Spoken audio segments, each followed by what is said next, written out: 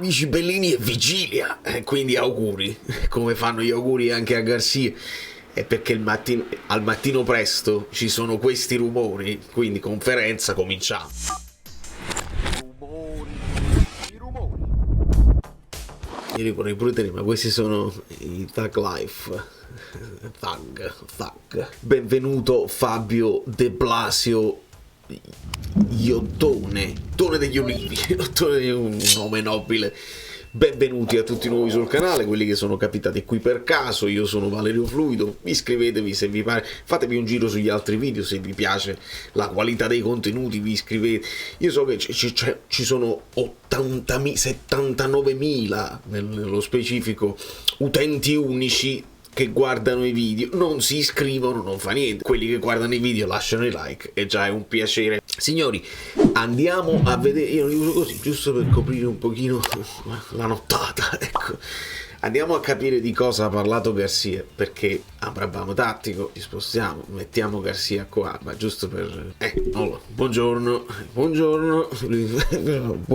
conferenze breve, stringate, non c'è tempo da perdere, veramente una quindicina di minuti massimo, dove si sono affrontati vari argomenti e dobbiamo risolvere dei dubbi di formazione, che ovviamente abbiamo, non tanto per le scelte di Garcia, ma perché tornando dalle nazionali qualcuno è stanco, qualcuno invece ha messo minutaggio. Andiamo a vedere, facciamo le nostre ipotesi di formazione. Allora, il Tour de Force, si comincia a dire, c'è il Tour de Force di 7 partite in 22 giorni, Garcia risponde 23 giorni, insomma siamo lì, e quindi è una maratona, dice Garcia, è una specie di maratona, e ci spiega che è contento che non ci siano infortunati e ci dà una notizia che non sapevamo, che Politano è convocabile. Questa è la prima notizia che dobbiamo registrare. L'infortunio l'ha avuto con la nazionale, credo che non dovrebbe partire dal primo minuto, anche perché poi ci ritorniamo alla questione di poco prima. Lui, quando Kvara era mezzo infortunato, era in recupero, non lo fece giocare, idem per Mario Rui, quindi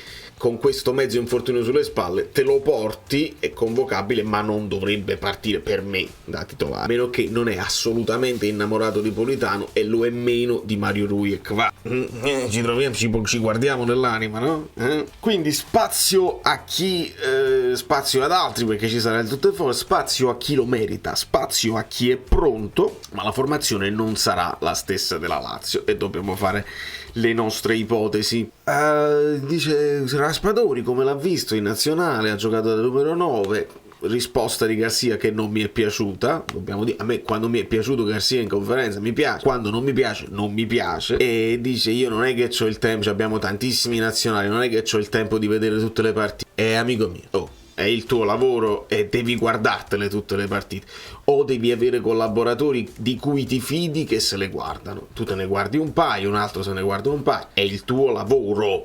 È il tuo lavoro assoluto. Io ho avuto semplicemente problemi perché in America non tutti coprono tutte le partite, altrimenti me le sarei guardate tutte le partite dei miei giocatori. Non mi piace. E comunque ribadisce il Garcia che lui lo vede anche in mezzala perché è molto bravo e fondamentalmente ce lo dice chiaramente, e questa è una cosa logica. Finché tu c'hai Osimhen, se fai solamente il numero 9 giochi poco, quindi se si adatta da mezzala è meglio. Poi gli si chiede, siamo primi per possesso palla e per tiri, cosa dobbiamo migliorare? Qua facciamo un approfondimento, visto che gli amici Bellini abbonati mi stuzzicano e io accetto la stuzzicata. Fatto un controllino veloce, perché poi dipende da dove li cerchi. Se cerchi sul sito della Serie A, di cui ti devi fidare, io lo dico sempre, bisogna fidarsi.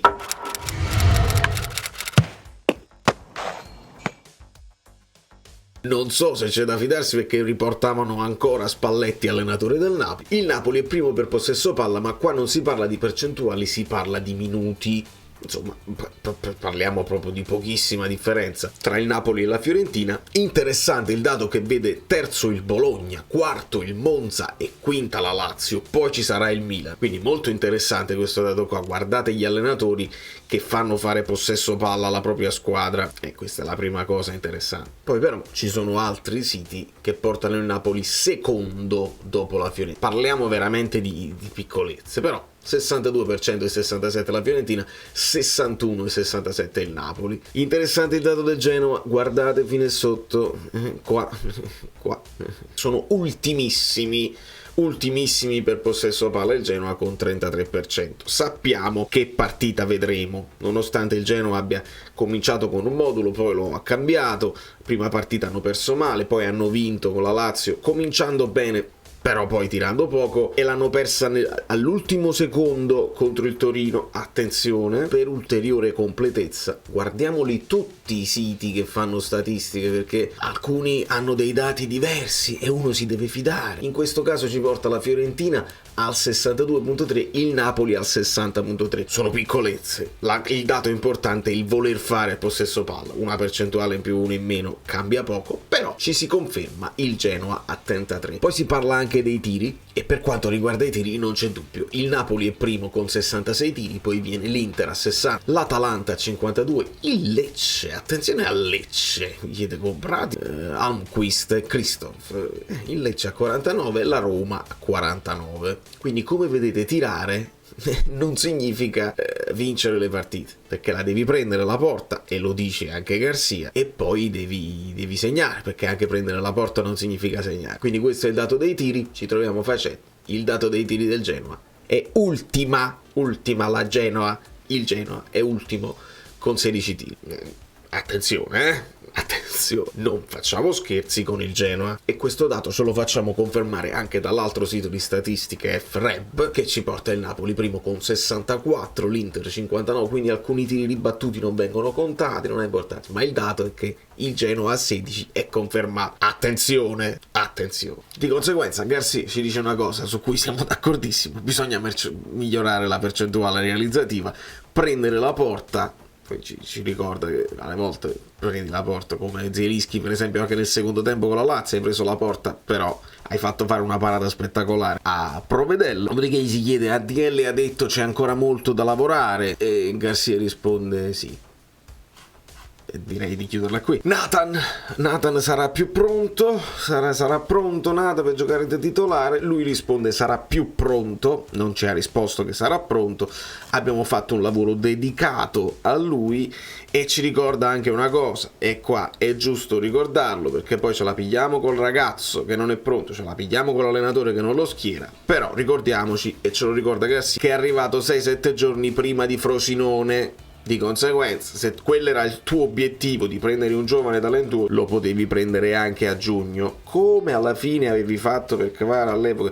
Hai tolto Insigne, lo sapevi già, Kvara era già preso, Olivera era già preso. Attenzione, ricordiamocelo le cose. Quindi ce lo ricorda, e abbiamo fatto un pochino questo lavoro che non si poteva fare prima, lo abbiamo recuperato adesso. E poi dice pure tranquillamente: siete fissati con Nathan, vi siete fissati. C'è pure Ostigard, e c'è Cajuste, e c'è Kvara, e c'è Elmas, ci ha citati quelli che in nazionale hanno avuto un po' più di minutaggio, e lui è contento che abbiano avuto un po' di più di minutaggio. Poi serve un equilibrio tra l'avere il minutaggio o essere poi stanchi, questo non lo sappiamo. Dopodiché gli fanno gli auguri, credo si tratti di auguri per la nuova paternità, e parliamo del Genoa. Lui dice: ah, grazie, vogliamo parlare del Genoa. Garcia, devi capirli, i nostri giornalisti non hanno molto interesse di parlare tatticamente dell'avversario, zero. E qua errore di Garcia, ma glielo dovevano dire, non è un errore suo, errata corrige, non è un errore suo. Qualcuno doveva prendere sotto il braccio e dire: non citare Strootman non fa piacere ai tifosi del Napoli, non ci siamo lasciati bene, brutte immagini nei confronti della curva, me lo ricordo molto bene. Non citare Strootman e non dire che Strootman è un amico tuo. Non conviene, non è il periodo giusto per lanciare un segno di pace nei confronti di Strootman. In questo momento dobbiamo fare gruppo tutti noi, quindi rivedrò Strootman, come mi fa piacere. Hanno cambiato modulo, le cose che vi ho detto prima, e dobbiamo pensare che sia un'unica gara, non dobbiamo pensare poi alle successive. E questa è giusta come risposta, perché potresti tu pensare: ok, mi mantengo queste qua, questa è facile, e già penso alle prossime che arrivano, tutti gli impegni che si dovrà. E invece non dice una finale, ma quasi, perché dice dobbiamo pensare che il Genoa è l'ultima partita di campionato. Di solito l'ultima partita di campionato può essere pure che i giochi sono fatti. Non scherziamo col Genoa, non scherziamo. Ci saranno delle scorie post Lazio? Garcia dice: non credo, dobbiamo essere pronti sul piano fisico, ribadisce su questa cosa. Come si motivano Osimhen, Kvara? Poi la chiamo pure Garcia.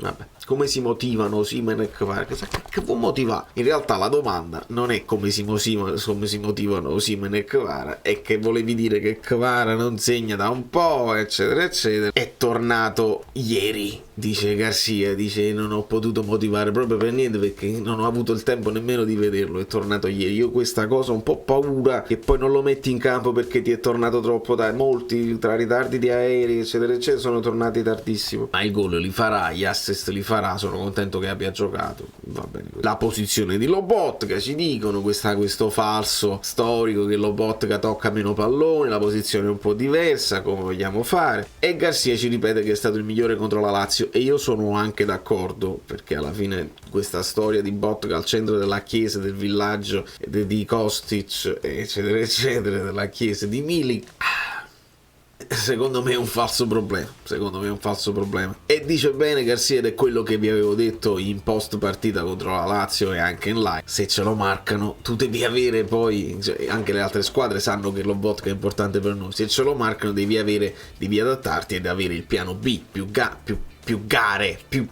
all'interno della scatola della partita, perché è giusto che sia così. Se noi avessimo vinto contro la Lazio avremmo parlato di un grande Garcia che non limita il gioco allo Lobotka come era stato con Spalletti nella partita con la Lazio dell'anno scorso, ma ci sono nuove soluzioni, bravo Garcia. Hai perso e dicono Lobotka non gioca più. Su questo dobbiamo stare molto attenti. E poi, visto che dobbiamo per migliorare la percentuale realizzativa, possiamo rivedere Osimhen più Simeone? E quante volte la volete fare? Sempre la stessa domanda e ci sarà sempre la stessa risposta. Può essere, lo abbiamo visto già con la Lazio quando dovevamo recuperare il risultato. Poi dice nei tempi supplementari, ovviamente lui si riferisce all'extra time, no? I tempi di recupero. Vedevo nella chat del canale YouTube, bene che ci sia il canale YouTube, bene la continuità, c'hanno pochi like ma non sono abituati, e la chat diceva ma quali tempi supplementari? Garcia sta ubriaco, ovviamente intendeva i tempi di recupero, i minuti di recupero, e poi aggiunge però pure Raspadori è un numero 9, allora che devo fare? Devo inventarmi 3 attaccanti, 3 punte, 3 attaccanti. Abbiamo degli equivoci tattici. Andiamo a vedere un pochino quella che potrebbe essere la formazione, ragazzi, che dei dubbi ce li abbiamo, ma sono dei dubbi che riguardano lo stato fisico, non le scelte, perché secondo me possiamo rivedere Mario Rui che ha avuto a disposizione e ha senso, anche perché Oliveira tanti viaggi. Su Mario Rui ho veramente pochissimi dubbi. Pochi dubbi io avrei anche su Juan Jesus, che è rimasto a casa a lavorare, rispetto a un Ostigard che invece ha preso minutaggio. Potrebbe l'aver avuto minutaggio, a questo punto ti giochi, ecco, io do più mi sembra più logico confermare Juan Jesus, che è diventato un'ossessione dei tifosotti. Io la parola tifosotto non la uso quasi mai perché ognuno tifa come vuole. Il tifosotto in questo caso è quello là che segue un meme, e adesso si parla di Juan Jesus come di un meme, come se fosse lui il problema del Napoli, e non lo è assolutamente. Semplicemente si trova adesso ad essere lui il titolare al posto di Kim, e non può essere lui il problema, anche perché sta giocando benino. Quindi non è Nathan il problema, non è Juan Jesus il problema, e mi amareggio se poi Juan Jesus diventa il protagonista di alcune ossessioni, come è stato con Mario Rui, come è stato con altra gente. Siamo i soliti. Insomma, io confermerei Juan Jesus che ha avuto il tempo di lavorare tranquillamente, e il dubbio mi viene Rachmani-Ostigard, perché anche Rachmani ha fatto 2 partite in nazionale, e dobbiamo vedere, devono fare i test, secondo me devono fare i test per chi sta più in forma, perché magari Ostigard non è stanco e ha preso minutaggio e può giocare titolare. Quindi abbiamo un Retegui da controllare, che è un buon colpitore di testa, potrebbe essere quindi Ostigard un'opportunità. Di Lorenzo ne ha fatte tutte e due, che dite gioca Zanoli, non scherziamo. Quindi confermerei Lobotka, poverino anche lui con la perdita del papà, comunque grande professionista, ha giocato con la sua nazionale, lo confermiamo. Anghissà è uno di quelli che è tornato più tardi, quindi possiamo ipotizzare un Cajuste al posto suo, e idem Zielinski non benissimo con la Polonia, soprattutto l'ultima partita. Ecco che qui potrebbe rientrare in auge il discorso Elmas, sia al posto di Zielinski come mezzala sinistra, o anche Raspadori al posto di Zielinski come mezzala sinistra, perché Garcia ce lo ripete, e quindi è un'opportunità che ovviamente va tenuta in considerazione. Kvara se non vuoi farti licenziare, tra virgolette, dai tifosi del Napoli, lo fai giocare titolare, insieme ovviamente ad Osimhen, altre 2 nomination per il FIFA Award, insomma i migliori giocatori per la FIFA, e quindi qua è più una speranza che una convinzione di vedere Elmas dal primo minuto. Se gli dai più minuti ti può fare qualcosa, lo puoi mettere qua che non è nemmeno la posizione sua preferita, se lo fai giocare qua, se lo fai giocare qua o se lo fai giocare qua, Elmas è devastante. Però questa è la situazione. Ovviamente non ho dimenticato Lindstrom, semplicemente è da gestire in maniera manuale, mettiamo qua, lo possiamo fare anche più grande, però Lindstrom è una delle opportunità qui sulla destra, anche se in nazionale gioca a sinistra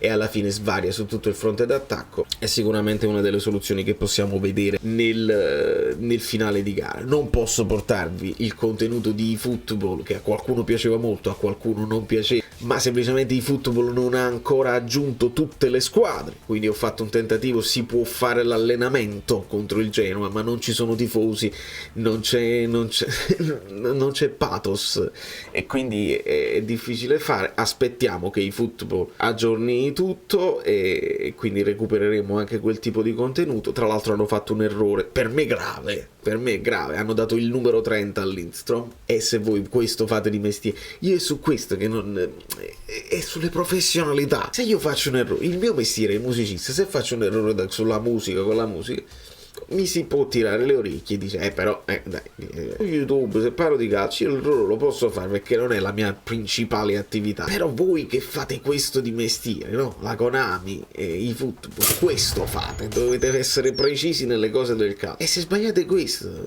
dovete essere licenziati.